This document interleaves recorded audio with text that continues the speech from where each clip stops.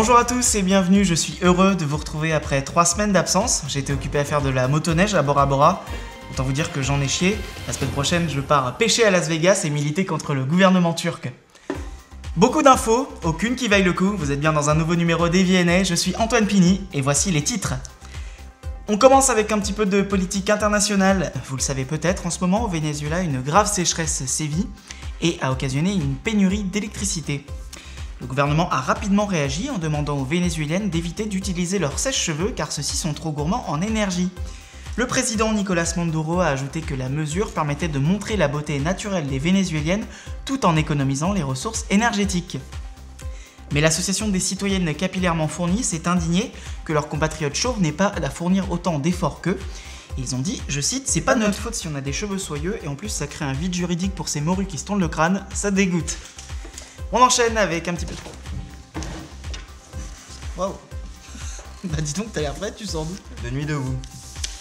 Ça fait 3 semaines que je dors pas, j'en peux plus. Travailler le jour, débattre la nuit, c'est pas possible. Je crois même que je vais arrêter de travailler. Bah, tu nous feras part de tes questionnements plus tard. Pour l'instant, les gens, ils attendent de l'info.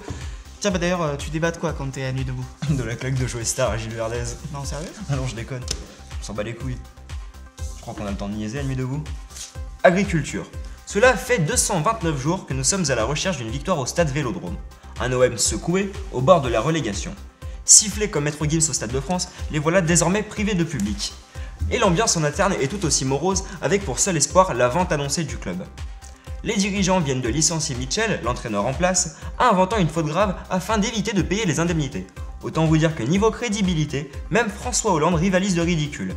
La Burne et la Blonde sont clairement remis en cause d'ailleurs dans les écoutes sur les transferts suspects de l'OM. Finalement, heureusement que l'Euro se passe cet été pour que le stade Vélodrome puisse espérer fêter une victoire. Des écoutes qui ont une répercussion néfaste sur l'équipe de France avant l'Euro avec les propos de Didier Gignac-Étain-Boulet Deschamps, sorti lors de ces écoutes le contrôle positif de Mamadou Sakho, test antidopage, ou pire encore, la reprise de Kiss par Skip the Youth qui servira d'hymne aux Bleus. Décidément, le football français vit des heures bien sombres. Heureusement, une seule lueur d'espoir reste, puisque Abou Diaby s'est encore blessé, une constante qui fait chaud au cœur. Le monde de la musique est en deuil. Nous avons appris la semaine dernière le décès d'une légende. Vous l'aurez bien compris, je parle évidemment de Papa Wemba, le roi de la rumba congolaise, le pape de la SAP, société des ambianceurs et des personnes élégantes. Il s'est éteint après un malaise lors d'un concert à l'âge de 66 ans. Daesh n'a pas encore revendiqué l'attentat. Technologie maintenant, des ingénieurs anglais ont mis au point une invention révolutionnaire. En effet, ils ont créé des piles bactériennes qui peuvent être alimentées avec du pipi.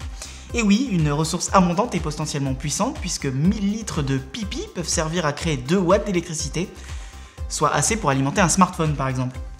De plus, la pile à pipi est très économe puisqu'elle ne coûte qu'1,40€ à fabriquer. L'énergie ainsi fabriquée, qui est appelée puissance pipi par les chercheurs, est donc écologique et économe. Inutile donc de pisser sur les prises et de consommer des asperges et du thé vert, le système est encore en développement.